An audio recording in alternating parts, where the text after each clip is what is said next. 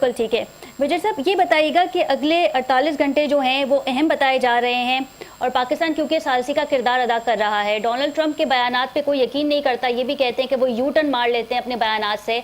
अगर उनकी जिम्मेदारी लेनी पड़ी, गारंटी लेनी पड़ी और पाकिस्तान ऐसा कर जाता है तो फिर हमें क्या फ़ायदा होगा और क्या नुकसान होगा? क्योंकि माजी में भी हमने देखा था कि मुज़ाकरात हो रहे थे और अमेरिका इसराइल ने मुश्तरका हमले किए ईरान पे। क्या कहेंगे? जी देखिए, एक तो जो मैं समझ पा रहा हूँ ये है कि America wants are respectable way out from this war और उसके लिए उसको थोड़ा सा जो ईरान है वो भी ये चीज समझता है और वो शायद स्पेस देने के लिए तैयार है। लेकिन देखिए 48 घंटे तो शायद बहुत ज्यादा होते हैं। जिस किस्म के हालात इस वक्त इस खित्ते में और मिडल ईस्ट में मौजूद हैं तो हर घंटा जो है वो कोई नई इंफॉर्मेशन लेकर आता है।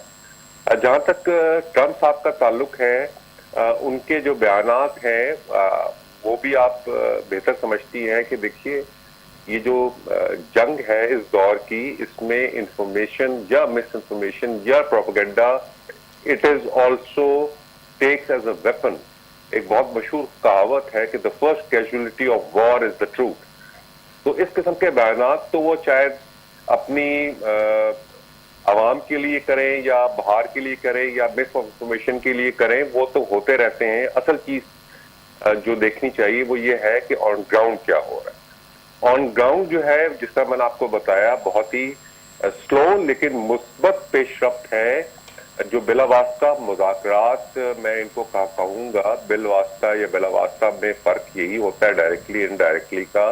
सही। और जहां तक ये पॉइंट का ताल्लुक है, ये एक डिप्लोमेसी का बहुत ही बेसिक उसूल है कि जब भी मुज़ाकरात की टेबल पे आया जाता है तो हर फरीक अपने मैक्सिमल पॉइंट जो हैं वो सामने रखता है और उसके बाद जो नेगोशिएशन होती है उसमें कुछ गिव एंड टेक होता है।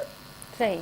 जहां तक मीडिएटर का ताल्लुक है, जिस तरह आपने पूछा था कि पाकिस्तान को इसमें क्या फायदा है, देखिए मीडिएशन पाकिस्तान का, अब आप देखिए कि सिर्फ पाकिस्तान का नाम आना है मीडिएशन में, इस वक्त पाकिस्तान की किस तरह साफ जो है वो और भारत में किस तरह जो है वो मातम का माहौल देखने में आ रहा है। मेजर साहब, मातम बिछा हुआ है। तो ये हमारी बहुत बड़ी फतह है फॉरेन पॉलिसी की, मैं समझता हूँ।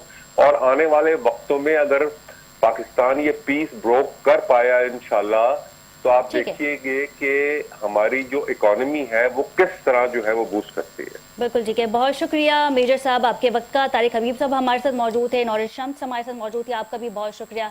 नाज़रीन, प्रोग्राम में मजीद भी बात करेंगे लेकिन यहाँ वक्त हुआ एक शॉर्ट कमर्शियल ब्रेक का। Stay with us.